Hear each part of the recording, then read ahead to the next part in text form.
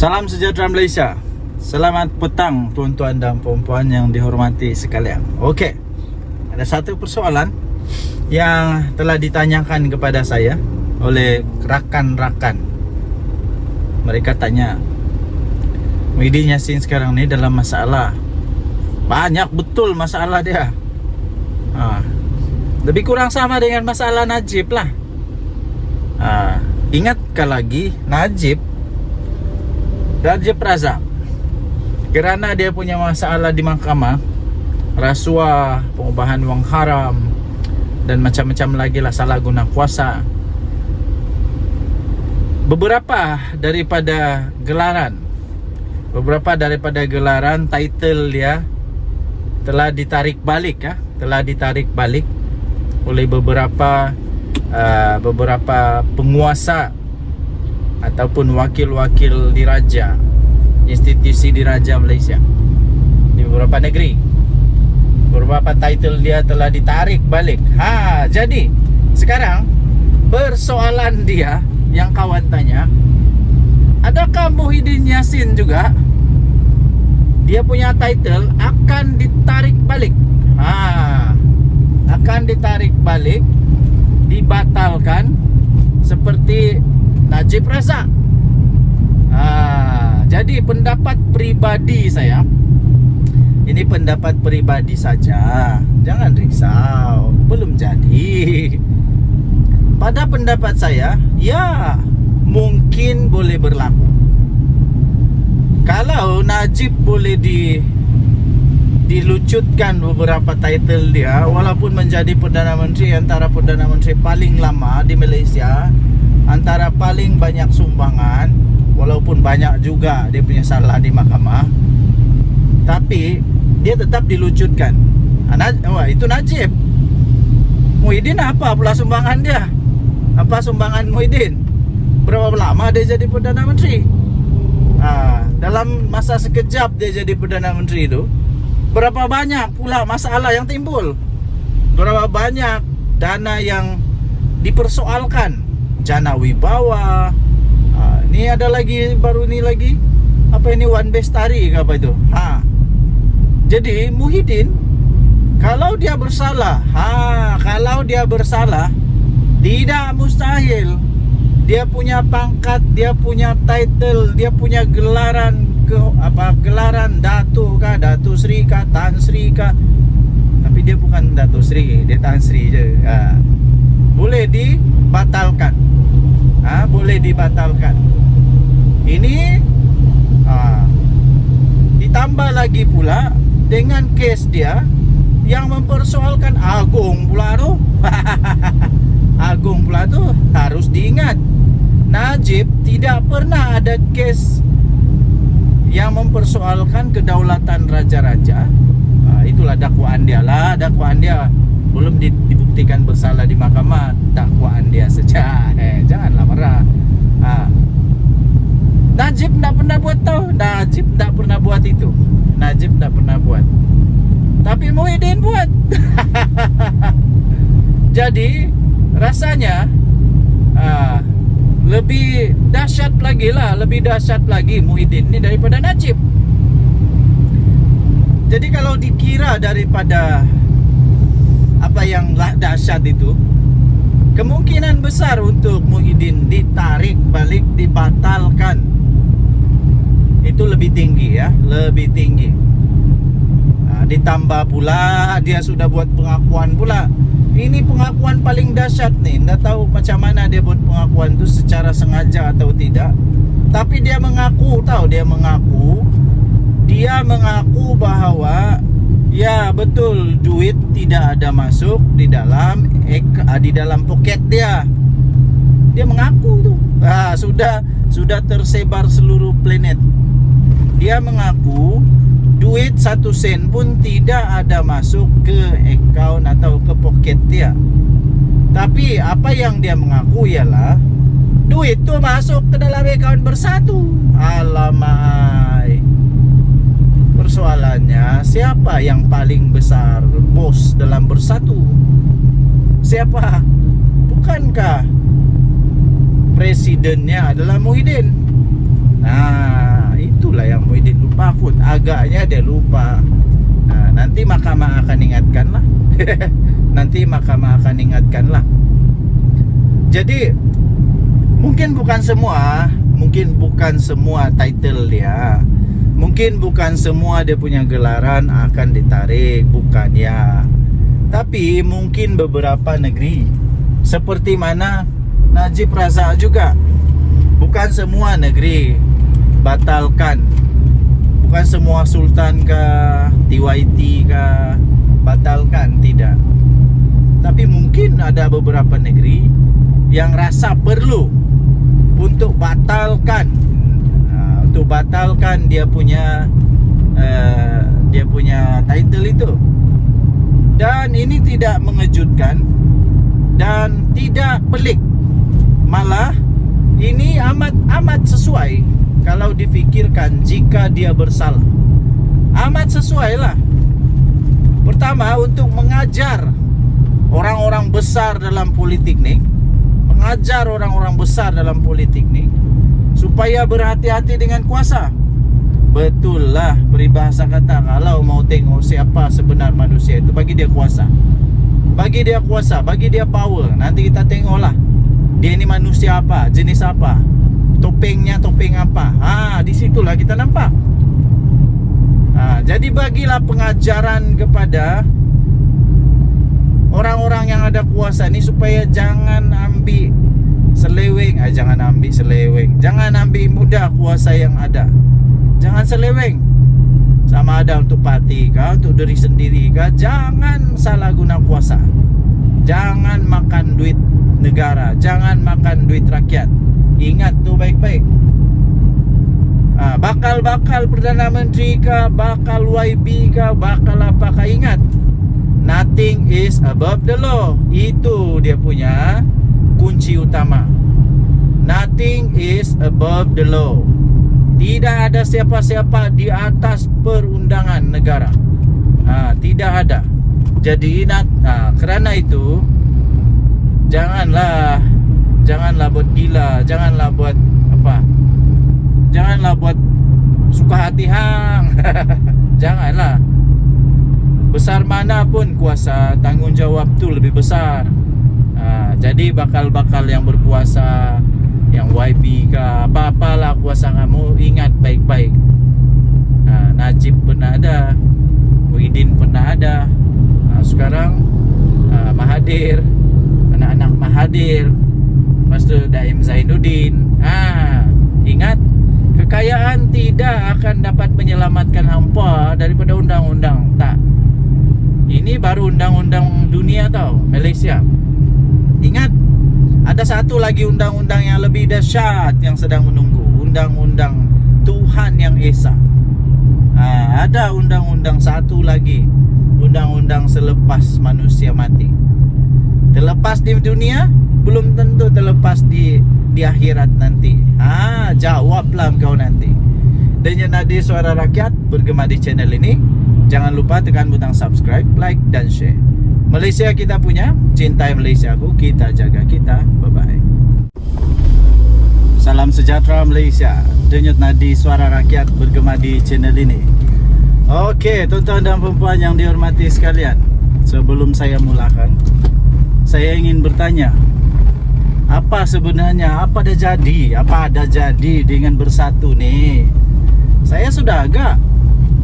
Bersatu akhirnya terpaksa keluar daripada bayang-bayang PAS.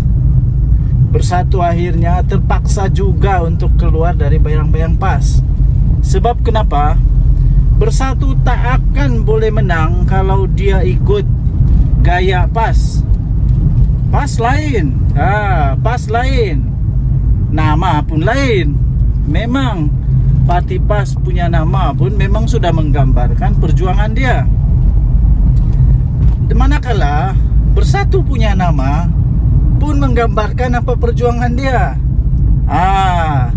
Jadi apapun terpaksa, macam mana pun, seperti yang sudah saya agaklah, Bersatu mau tidak mau terpaksalah keluar daripada bayang-bayang PAS. Terbaru ini seorang, saya sisipkan dia punya keratan akhbar di sini. seorang penganalisis politik daripada UM, daripada UM, membuat satu ulasan yang saya cukup setuju. Bahawa bersatu ni memang sudah amat terdesak, yang amat.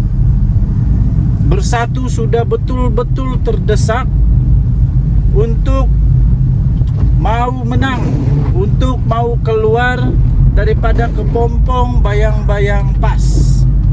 Sehingga mereka kini, menurut penganalisis politik itu, kalau yang saya baca muka depan dia itu, menurut pemahaman saya,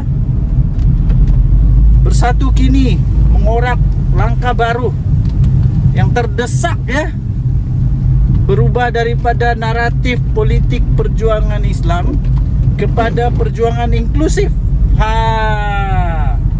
Ini adalah satu indikasi terbaru bahawa memang Perikatan Nasional yang diterajui oleh dua parti ini, PAS dan Bersatu ini, dalam masalah besar.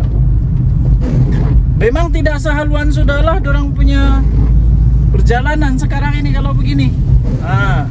Yang satu memperjuangkan 100% Melayu Islam. Yang satu sekarang terpaksalah keluar daripada kepompong bayang-bayang PAS. Dan sekarang perjuangan retorik secara inklusif. Memang sangat-sangat teruk ini kalau begini. Ini akan memberikan satu kebingungan kepada penyokong PAS. Memanglah mungkin retorik politik inklusif ini akan membuka satu peluang baru bagi Bersatu untuk meraih sokongan daripada orang-orang bukan Melayu Islam. Tapi pada masa yang sama harus diingat, Bersatu ni tak kuat mana pun. Dia tidak kuat. Dia hanya mengharap kepada ihsan, undi daripada orang-orang, daripada ahli-ahli PAS, penyokong PAS. Jadi kalau penyokong PAS jadi bingung apabila mereka mengetahui bahawa perjuangan Bersatu kini lebih bersifat inklusif, mereka pun jadi bingung lah. Bingung, mau undi lagi kah? Ini boleh, menurut saya lah, menurut apa yang saya lihat, ini boleh menyebabkan undi PAS kepada Bersatu jadi bingung. Mau undi kah tidak? Mau undi kah tidak? Mau undi kah tidak? Sebab perjuangan sudah berubah, sudah berbeza. Yang mereka tahu, yang orang-orang PAS tahu, perjuangan mereka adalah untuk, ya, of course, Melayu Islam. Jadi kalau tiba-tibalah berubah perjuangan itu, memang menjadikan kebingungan lah, bingung lah dia punya ahli-ahli. Dan saya lihat ini tidak akan menjadikan Bersatu lebih kuat. Malah Bersatu akan menjadikan penyokong PAS makin bingung. Perlukah sokong lagi Bersatu ni seperti disokong sebelum ini? Atau biar pergi ke depa lah, depa nak berjuang secara inklusif, biar pergi ke depa. Ini yang menjadi kebingungan seterusnya ni, tahu. Pada pendapat saya, ini yang akan menjadi kebingungan kepada Perikatan Nasional. Bersatu memanglah secara logik memang mungkin saja dia boleh dapat sokongan daripada luar Melayu Islam. Tapi jangan lupa, Bersatu jangan lupa, Bersatu hanya sekarang ini seolah-olah hanya mengharapkan ihsan, undi daripada Melayu Islam, daripada PAS. Buktinya ialah setiap kali kalau orang-orang PAS tidak mau undi, ataupun sikit keluar mengundi, atau semua undi yang lain, memang kalah Bersatu. Memang kalah Bersatu, tidak pernah menang pun Bersatu. kalau tanpa ihsan, belas kasihan daripada PAS, tak pernah menang nih Bersatu, tak pernah. Setiap kali bertanding kalah, setiap kali bertanding kalah. Dengan ini makin kalah lagi lah agaknya. Okey. Jadi sebenarnya Bersatu, seperti kata penganalisis politik tu, sebenarnya ini tanda, satu indikasi bahawa Bersatu sangat-sangat terdesak. Sangat-sangat terdesak untuk menyelamatkan parti. Patah lagi, bos-bos dia pula banyak masalah. Bos-bos dia pula banyak masalah. Lain masalah menantu entah di mana, lain masalah kena dakwa di mahkamah, lain masalah mempersoalkan agung, lain masalah macam-macam lah, ya, macam-macam masalah. Jadi saya fikir, bagi anda yang mau menyokong Bersatu, pikirkanlah semula lah, pikir semula mau sokong lagi ke ada orang nih. Kalau kamu mau parti yang menang, pikirlah mau sokong lagi ke tidak. Tapi kalau memang kamu mau sokong Muhyiddin, mau sokong itu parti saja, silahkan. Tapi kalau kamu mau parti yang boleh menang, pikirkan semula niat anda berpolitik. Oke? So mau masuk parti mana, suka hati hampa lah. Hampa nak mau masuk PAS kah, mau masuk Bersatu lagi lah kah, Bersatu 2.0 kah, UMNO 2.8 kah, terpulang kepada anda. Terpulang kepada niat anda berpolitik. Kalau niat anda berpolitik mau menang, carilah parti yang boleh menang. Tapi kalau perjuangan anda hanya untuk memperjuangkan tengkok bos-bos politik, dipersilakan. Okey, so Denyut Nadi, suara rakyat bergema di channel ini. Jangan lupa tekan butang subscribe, like dan share. Kasih komen banyak-banyak. Denyut Nadi, suara rakyat. Kita jumpa lagi. Bye-bye. Salam sejahtera Malaysia. Denyut Nadi, suara rakyat bergema di channel ini. Ya, tuan-tuan dan puan yang dihormati sekalian. Akhirnya, Ketua Duli Yang Maha Mulia, Pemangku Sultan Johor, TMJ, Tengku Maktut Kota Johor, akhirnya membuka titah bersuara yang pasti mengejutkan ramai orang. Persoalan utama saya ialah siapakah yang bakal terasa pedihnya, sakitnya baru padan muka. Saya sentiasa setuju dengan apa yang dikatakan oleh TMJ. Baginda TMJ akhirnya mengeluarkan titah. Siapa saja yang tidak puas hati, yang ada kepentingan pribadi, yang ada kepentingan politik, hanya untuk menjadikan ini perkara politik, Baginda kata, kalau tidak setuju, dipersilakan pindah. Baru kau tahu. Baru kau tahu. Ya, betul. Kalau memang itu sudah ketetapan yang sudah diperakui oleh semua badan-badan agama dan diperakui oleh seluruh penguasa-penguasa di Johor, kenapa engkau tidak setuju? Betul, saya setuju. Kalau tidak setuju, banyak lagi negeri lain yang anda boleh pindah. Ataupun kalau betul-betul tidak setuju juga, keluarlah daripada Malaysia, senang. Keluar sajalah, pindah, berhijrahlah ke negara yang dimana kamu boleh buat suka hati kamu saja, yang tidak payah hormat sultan, tidak payah hormat keputusan negeri, yang suka sangat mau buat itu ini untuk kepentingan pribadi, kepentingan politik, pindahlah kemana yang kamu mau. Tapi kalau masih lagi mau tinggal, terutamanya di negeri Johor, hormatilah titah TMJ, hormatilah kedaulatan raja-raja di Malaysia. Itu memang sudah termasuk dalam perlembagaan, tuan-tuan dan puan. Jadi siapa yang terasa? Adakah parti-parti yang terasa dengan perkara ini.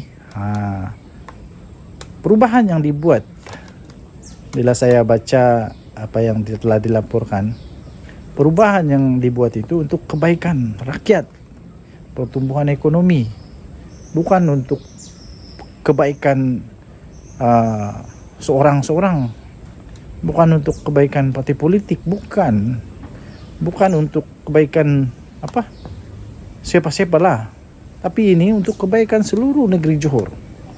Jadi kalau memang engkau suka melihat pembangunan, suka melihat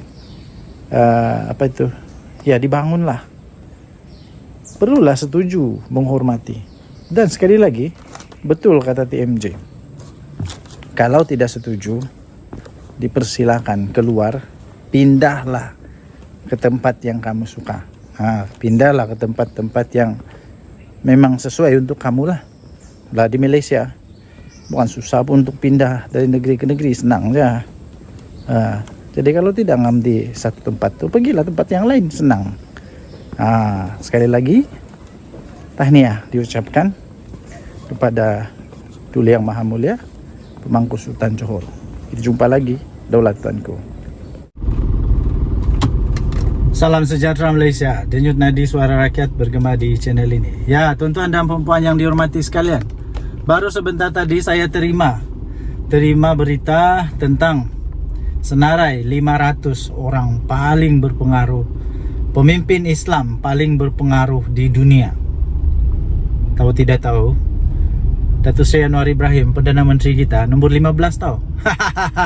Nombor 15 di seluruh dunia. Bayangkan, daripada 500 orang paling berpengaruh di dunia, pemimpin Islam, Datuk Seri Anwar Ibrahim, Perdana Menteri kita, tersenarai dalam nombor 15. Nombor 15. Hoi, soalan saya senang saja. Muhyiddin adakah dalam senarai ini? Dulu, atau sekarang lah. Dulu atau dia jadi Perdana Menteri, adakah dia? Hadi Awang mana? Mana senarai Hadi Awang? Aku ingat dulu Hadi Awang pernah jadi wakil duta khas. Duta khas bertaraf menteri ke Timur Tengah. Tapi waktu itu nombor berapa Hadi Awang? Yang hairan, paling saya heran. Anda boleh komen lah, Anda heran. Kalau Anda heran pun Anda komen lah. Anda boleh komen apa pun Anda punya komen, tapi yang positif lah ya. Yang saya heran, kenapa dunia mengiktiraf Datuk Seri Anwar Ibrahim pemimpin paling berpengaruh.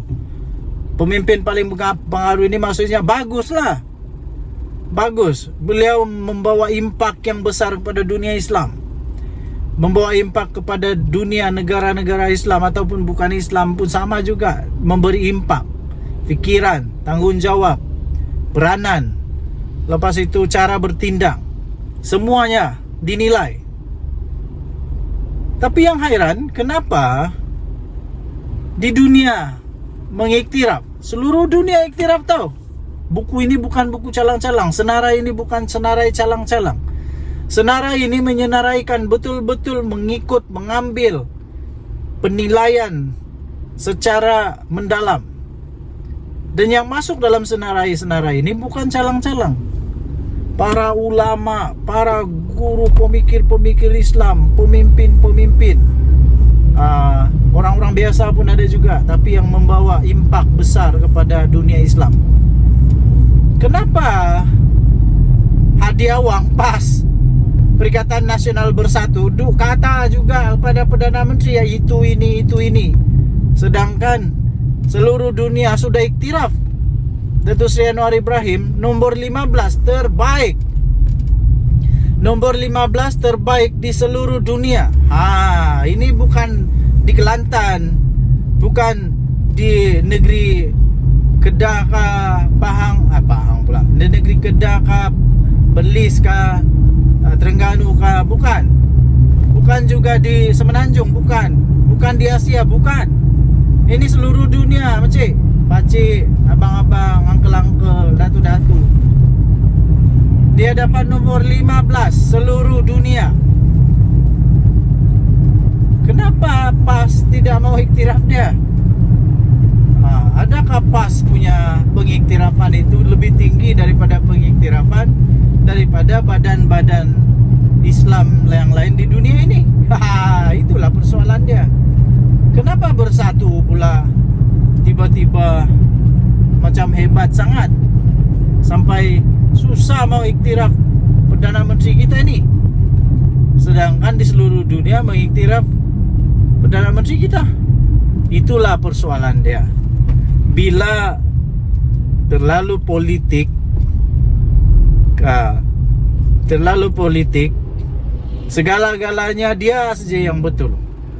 Bila katakanlah contoh saja, ini contoh, katakanlah politik itu politik murahan, hanya untuk kepentingan diri, hanya untuk menyelamatkan tengkok sendiri, hanya untuk menyembunyikan sesuatu ke apa kan, tak tahulah, saya pun tak pasti. Itulah yang jadi. Dunia iktiraf tapi dia tidak iktiraf. Macam dia best sangat. Kalau best sangat, kalaulah hebat sangat pemimpin-pemimpin PAS tu, kenapa anda masuk di dalam senarai itu? Kenapa hadiah wang dah masuk sana pun? Tuan Ibrahim Tuan Man pun dah masuk tahu, dah masuk. Orang-orang yang bukan main lagi mengutuk, bukan main lagi menghentam, bukan main lagi perasan hebat, perasan bagus, hendak pula termasuk di dalam senarai 500 ni. Hendak pala, hendak jadi nombor 15 pun, nombor 200 pun okey lah. Tapi ada kan nama dia orang? Ada kan nama hadiah wang di situ? Ada kan nama Muhyiddin di situ? Jauh sekali lah nama Mahathir. Mahathir langsung dah ada dalam nama itu yang baru dikeluarkan ini. Ada kah tiada? Kalau tiada, lebih baik muhasabah diri lah. Lebih baik muhasabah diri. Tengoklah di cermin. Berhentilah duk menghentam, duk mengata seolah-olah diri itu bagus sangat. Sedangkan tidak ada pun pengiktirafan. Dunia mengiktiraf Datuk Seri Anwar Ibrahim tau. Jangan silap. Datuk Seri Anwar Ibrahim tidak pun mau diiktiraf. Jangan pula lepas ni kata dia mau diiktiraf. Tidak. Dia tidak pun mau diiktiraf juga. Tapi tanggung jawab tu, peranan tu, bila ada kuasa, di sanalah kita tengok manusia ni manusia jenis apa. Masihkah dia berpegang kepada prinsip yang betul? Atau waktu sebelum berkuasa bukan main hebat lagi, kata itu, kata ini, kita ubah ini, kita akan ini semua.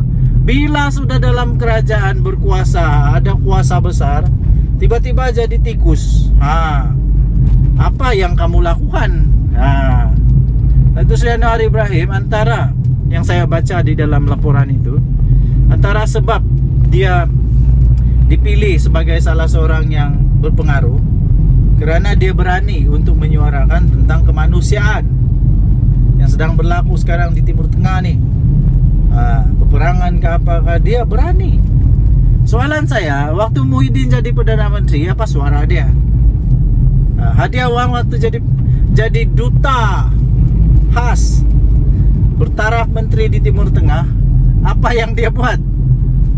Apa yang dia buat? Apa laporan dia buat?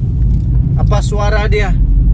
Atau terlalu sibuk saja untuk ambil kuasa, dapat kuasa, rampas kuasa, ambil kuasa, naik pangkat di Malaysia? Itu ataupun harap-harap bukan itulah. Jadi tahniahlah diucapkan kepada Datuk Seri Anwar Ibrahim, Perdana Menteri Malaysia. Jadi penutup dia, conclusion dia, kesimpulan dia, Sudah-sudahlah menghentam Datuk Seri Anwar Ibrahim. Dia itu jauh lebih baik daripada kamu, jauh lebih baik daripada Walaun kah, Walauntit kah. Nomor 15 tahu seluruh dunia. Tinggalkan komen anda. Jangan lupa tinggalkan komen anda. Denyut nadi suara rakyat bergema di channel ini. Jangan lupa tekan butang subscribe, like dan share. Malaysia kita punya, cintai Malaysia aku. Kita jaga kita. Bye bye. Salam sejahtera Malaysia. Dengan tadi suara rakyat bergema di channel ini. Samsul Iskandar memang otaknya geliga, tuan-tuan dan puan. Saya setuju dengan apa yang dia kata. Sekarang ini sebenarnya ada masalah meretak tunggu belah. Meretak tunggu belah aja Perikatan Nasional ni. Bila-bila masa aja bersatu boleh dipinggirkan. Iyalah, latar belakang PAS memang begitu. Dulu pun bersama dengan DAP pun meretak juga, tinggal juga. Bersama dengan Pakatan Harapan dalam Pakatan Rakyat tinggal juga. Bersama dengan apa lagi? UMNO yang begitu kuat tu. Begitu kuat UMNO tu.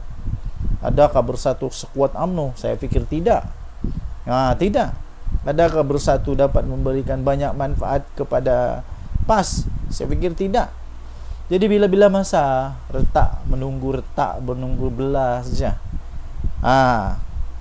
Saya fikir tidak lama lagi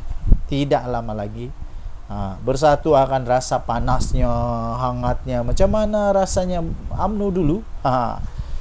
Sampai sekarang pula tiba-tiba Samsuri, kalau tidak silap, dia memberikan satu kenyataan.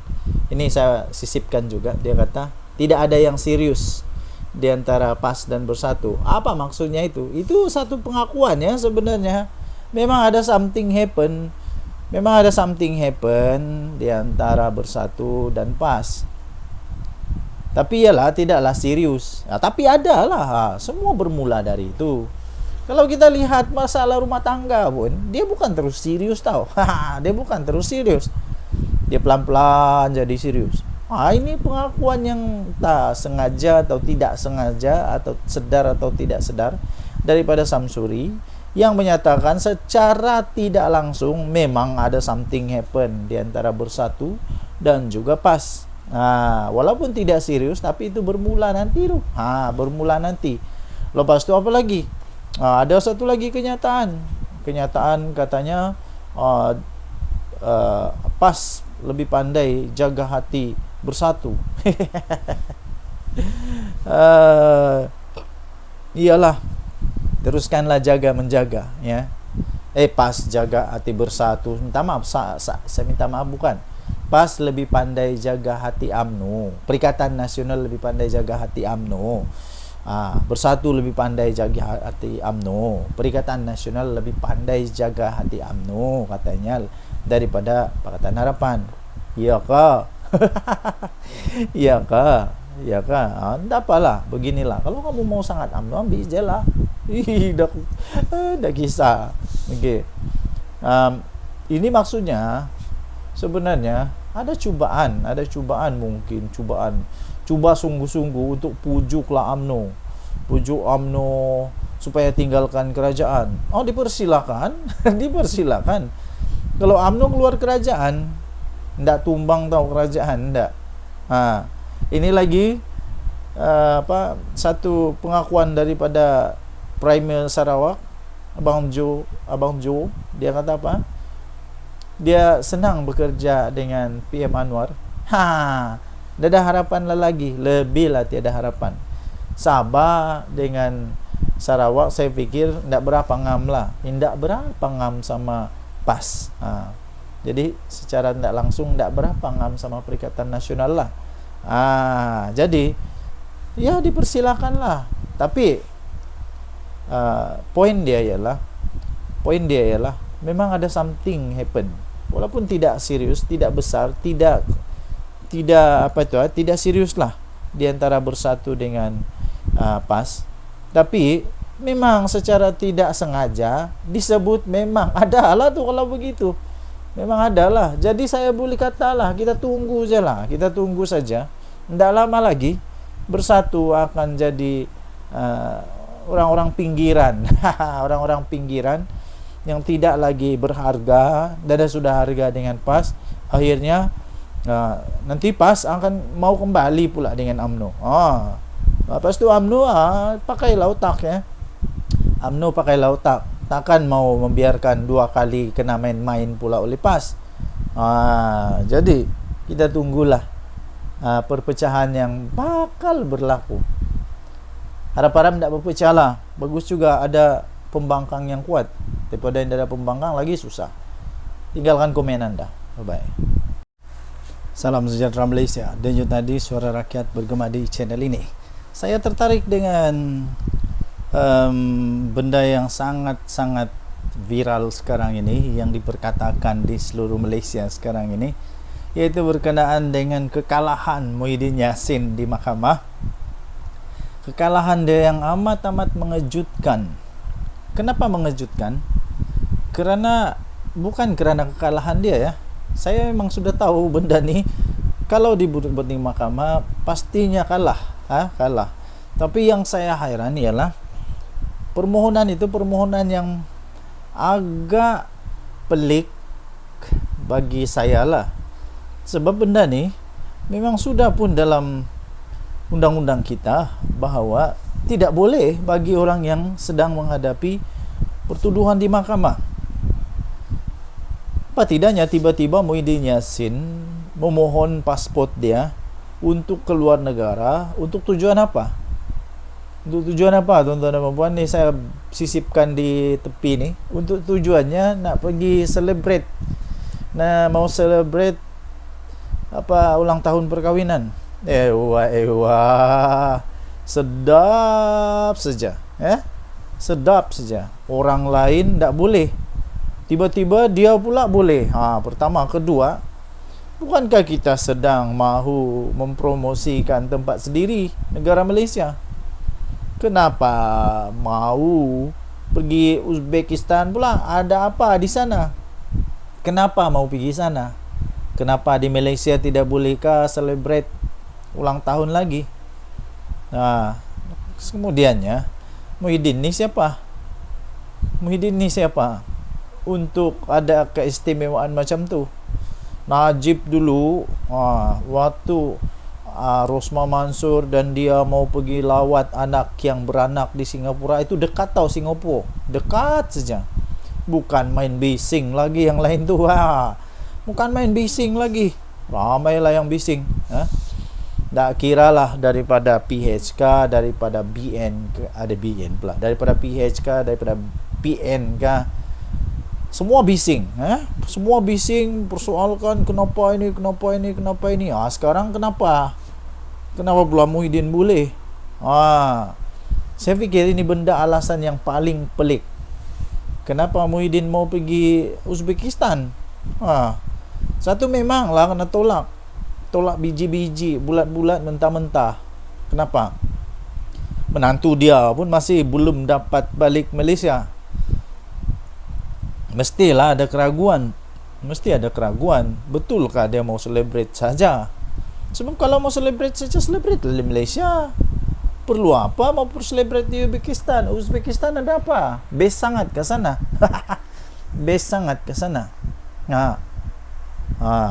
Nanti ini jadi jadi ikutan, jadi case study di mahkamah. Nanti mahkamah mau jawab apa?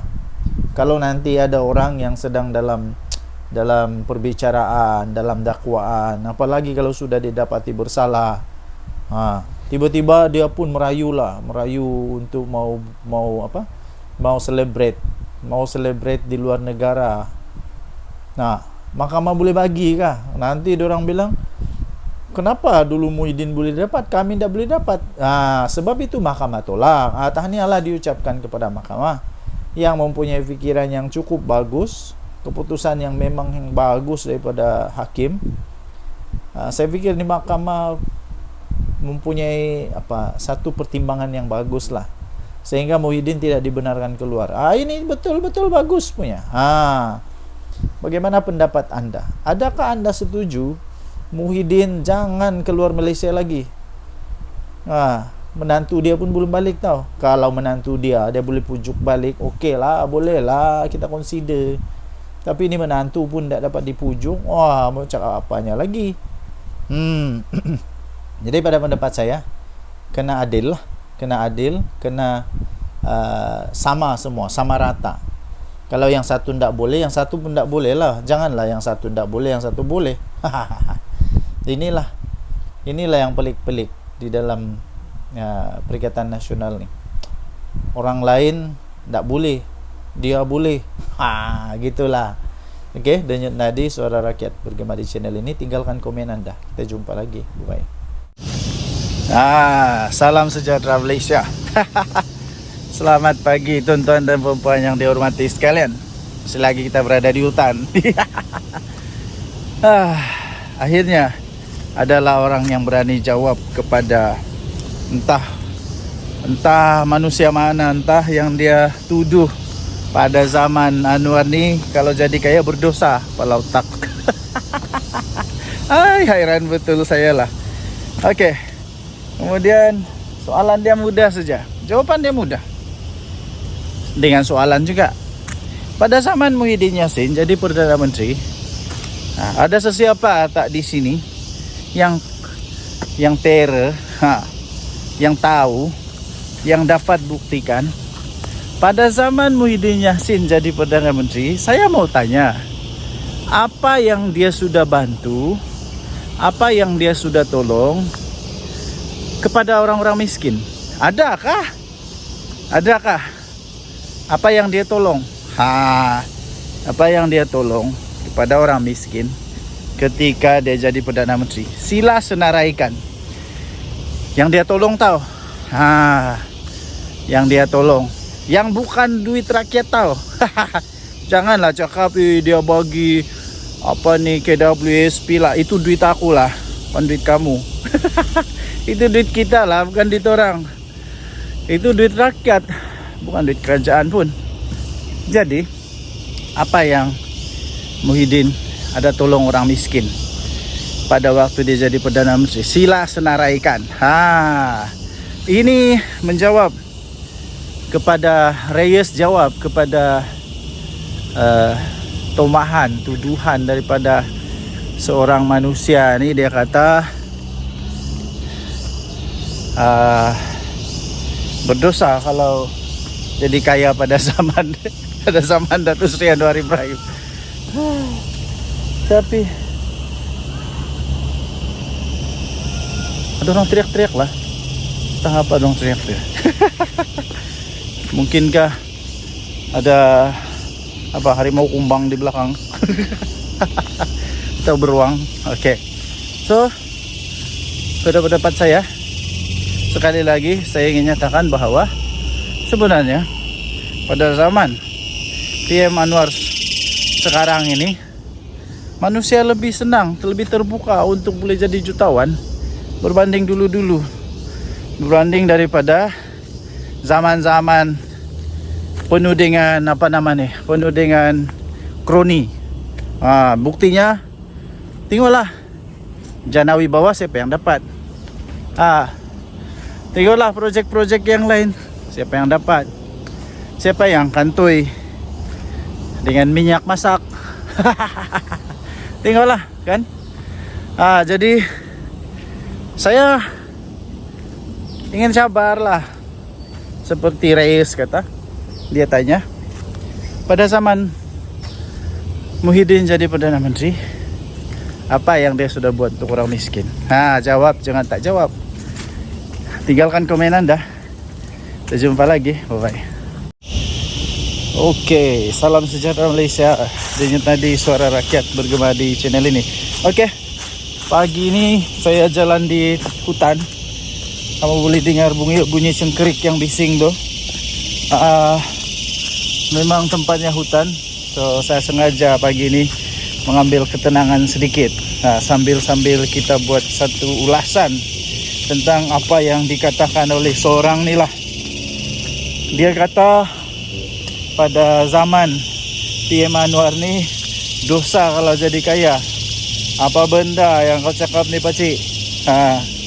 Pertama sekali saya mau tanya, kau tu maha kaya kah? Yang menjadi keheranan saya sekarang, sebelum saya ulas, yang menjadi keheranan saya sekarang ni ya, tuan-tuan dan puan yang dihormati sekalian, adalah orang-orang yang maha kaya tak bising pun. Orang-orang yang maha kaya, orang-orang yang betul-betul kaya ni tak pun bising.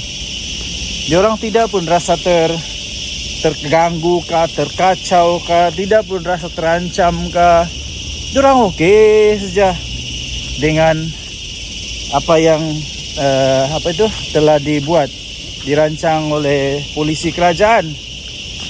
Mereka tak bising pun, oke saja. Yang heran nih, orang-orang yang trip-trip kaya, yang tidak kaya manapun, yang hanya pandai main politik, dia pusing-pusing, putar-putar sana putar sini. Aku rasa orang kaya yang betul kan, dia hanya ketawa-ketawa saja. Sebab kenapa? Dia ketawa sebab dia kata, kami yang kaya ini diam-diam saja, tidak pun rasa terancam. Kami yang maha kaya nih, yang jutawan, bilion ini, kami diam-diam saja pun. Kami diam-diam saja dan kami terima. Kami tak ada masalah. Kami terus boleh jadi kaya. Tapi orang-orang yang trip-trip kaya ini pula, alamak, ada orang pula yang perasaan kaya, perasaan terjejas. Apakah bendanya? Saya heran betul lah. Lepas itu coba apa sebenarnya tujuan, saya pun tidak tahu lah. Apa sebenarnya tujuan dia mau cakap begitu, saya pun tidak pasti. Tapi saya sisipkan di sini. Nih. Inilah keratan akbar yang saya ingin ulas itu. Apa yang mau sebenarnya yang mau dibela nih adalah orang kaya ke orang miskin. Saya pun heran lah. Orang-orang dalam Perikatan Nasional nih, ataupun bukan dari Perikatan Nasional pun lah, mana-mana aja lah, yang coba membela orang miskin. Macam mana sebenarnya kamu punya polisi nih? Kamu mau jadikan orang yang miskin lebih miskin, atau mau jadikan orang kaya tetap kaya, tapi orang miskin ada peluang untuk menjadi kaya? Mana satu sebenarnya yang kamu mau nih? Sampai ada pula yang tuduh PM Anwar nih. Dia kata pada zaman PM Anwar nih, semua orang yang mau jadi kaya dosa. Apa dosa kepala otak ya dosa? Saya rasa pada zaman sekarang nih, orang lebih senang mau jadi kaya lah zaman Anwar. Zaman Perdana Menteri PM Anwar, PM10 sekarang nih, saya rasa orang lebih senang untuk jadi kaya tau. Lebih mudah. Sebab tidak ada lagi monopoli. Siapa-siapa boleh. Pertama. Kedua, tidak ada lagi rasuah. Kalau kau rajin, sungguh-sungguh, kerjanya bagus, itu lebih mudah untuk peluang jadi kaya. Tidak macam dulu-dulu. Kroni saja. Sampai menantu lari ke luar negara. Kenapa? Dulu-dulu semua kroni-kroni saja yang boleh kaya tuh. Ya, kroni-kroni saja yang boleh kaya. Siapa yang ada kroni, yang banyak buat rasuah, boleh jadi kaya cepat. Nah, sekarang tidak ya. Siapa yang berusaha, dia boleh jadi kaya. Jadi tuan-tuan dan puan yang dihormati sekalian, saya tidak setuju langsung apa yang disebut oleh manusia nih. Sebab pada pendapat saya, sekarang ini orang lebih senang untuk menjadi kaya pada zaman PM Anwar. Dan tidak pernah pun Datuk Seri Anwar Ibrahim menghalang orang jadi kaya. Tidak pernah. Cuma saja PM Anwar mau ada keadilan sosial, mau ada betul-betul yang nama dia adil, yang betul-betul sumber itu digunakan sebaik mungkin. Itu dia. Bukannya diberikan kepada orang yang tidak patut. Apakah bendanya orang maha kaya nih tiba-tiba mampu juga, dia pun sama dapat seperti orang miskin? Begitulah.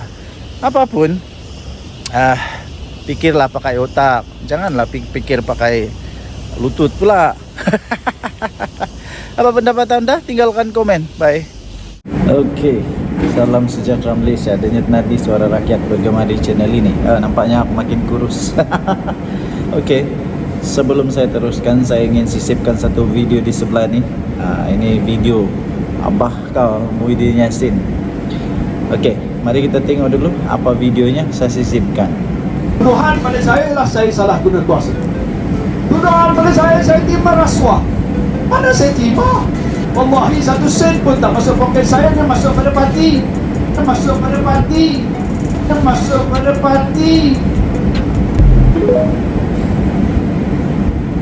Oke, so apa pendapat?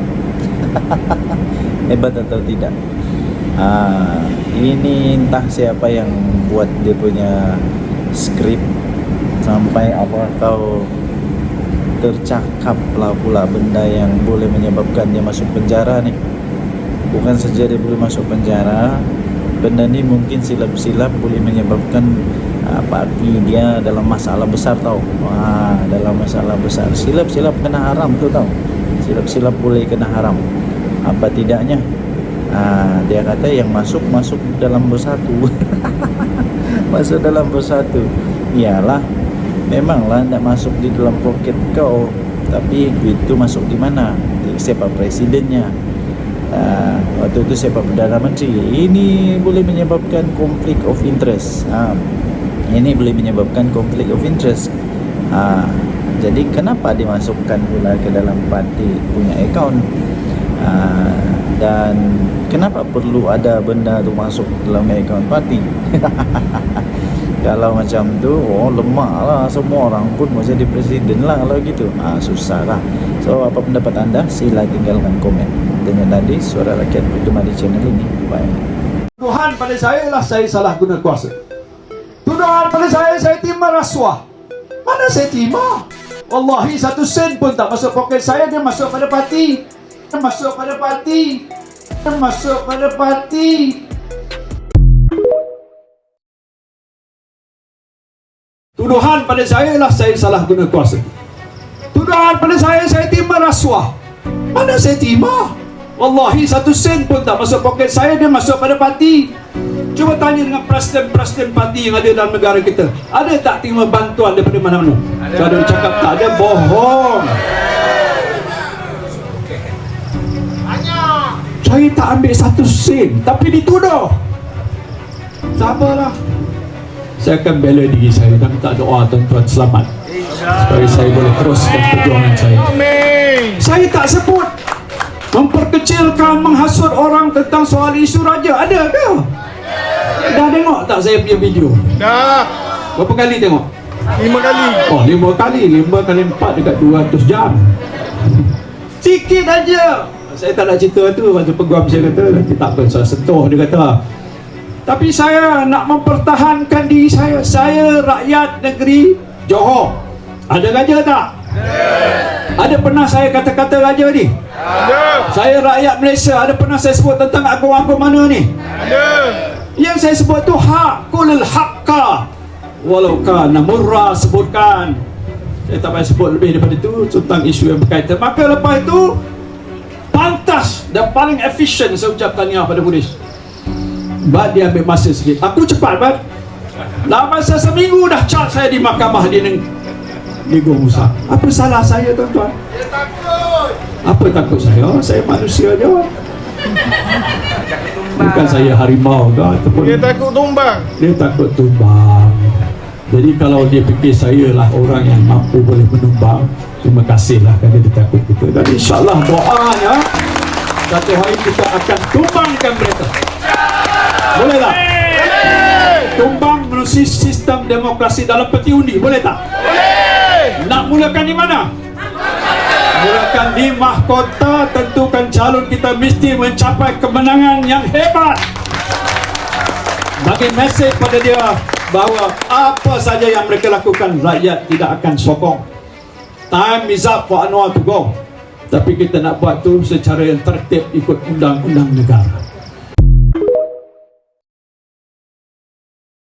Tuduhan pada saya ialah saya salah guna kuasa. Tuduhan pada saya terima rasuah. Mana saya terima? Wallahi 1 sen pun tak masuk poket saya, dia masuk pada parti. Cuba tanya dengan presiden-presiden parti yang ada dalam negara kita, ada tak terima bantuan daripada mana-mana? Kalau dia cakap tak ada, bohong. Saya tak ambil 1 sen, tapi dituduh. Sabarlah. Saya akan bela diri saya dan minta doa tuan-tuan selamat supaya saya boleh teruskan perjuangan saya. Saya tak sebut memperkecilkan, menghasut orang tentang soal isu raja. Ada ke? Dah tengok tak saya punya video? Dah. Berapa kali tengok? 5 kali. 5 kali. 5 kali 4 dekat 200 jam. Sikit aja. Saya tak nak cerita tu, macam peguam saya kata, nanti tak apa, saya sentuh, dia kata. Tapi saya nak mempertahankan diri saya. Saya rakyat negeri Johor. Ada raja tak? Ada pernah saya kata-kata raja ni? Ada. Saya rakyat Malaysia. Ada pernah saya sebut tentang agung-agung mana ni? Ada. Yang saya sebut tu hakul haqqa walau kana murra, sebutkan. Saya tak payah sebut lebih daripada itu tentang isu yang berkaitan. Maka lepas itu pantas dan paling efisien saya ucapkan ni pada polis. Bad dia ambil masa sikit. Aku cepat, Bad. Dalam masa seminggu dah charge saya di mahkamah di Negeri Musa. Apa salah saya, tuan-tuan? Dia takut. Apa takut saya? Saya manusia je. Bukan saya harimau ke ataupun Dia takut tumbang. dia takut tumbang. Jadi kalau dia fikir saya lah orang yang mampu boleh menumbang, terima kasihlah kerana dia takut kita. Dan insyaAllah doanya satu hari kita akan tumbangkan mereka. Boleh tak? Tumbang melalui sistem demokrasi dalam peti undi. Boleh tak? Nak mulakan di mana? Mulakan di mahkota. Tentukan calon, kita mesti mencapai kemenangan yang hebat. Bagi mesej pada dia bahawa apa saja yang mereka lakukan, rakyat tidak akan sokong. Time is up for Anwar to go. Tapi kita nak buat tu secara yang tertib, ikut undang-undang negara. Tuduhan pada saya ialah saya salah guna kuasa. Tuduhan pada saya terima rasuah. Mana saya terima? Wallahi 1 sen pun tak masuk poket saya. Dia masuk pada parti. Dia masuk pada parti. Dia masuk pada parti.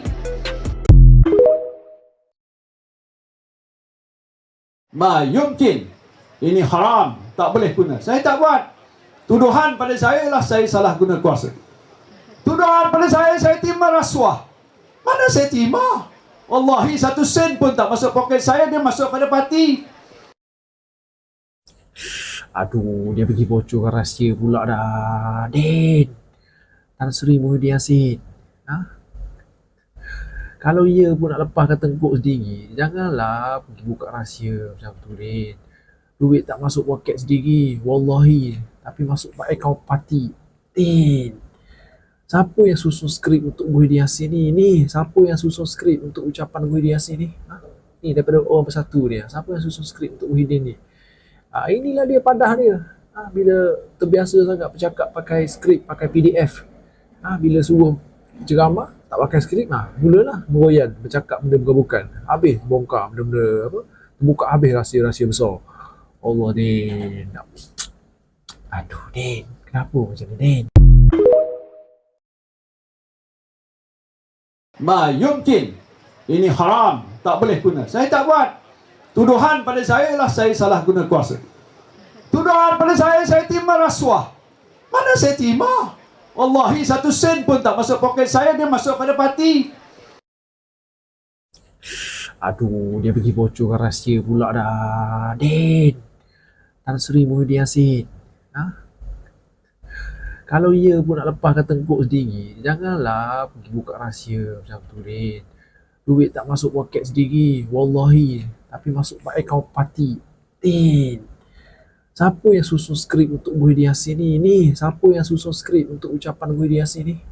Ni daripada orang Bersatu dia. Siapa yang susun skrip untuk Muhyiddin ni? Inilah dia padah dia. Bila terbiasa sangat bercakap pakai skrip, pakai PDF. Bila suruh ceramah, tak pakai skrip, mulalah meroyan, bercakap benda bukan-bukan. Habis bongkar benda-benda apa? Buka habis rahsia-rahsia besar. Allah, Din. Aduh, Din. Kenapa macam ni, Din? Tuduhan pada saya ialah saya salah guna kuasa. Tuduhan pada saya terima rasuah. Mana saya terima? Wallahi 1 sen pun tak masuk poket saya. Dia masuk pada parti. Dia masuk pada parti. Dia masuk pada parti.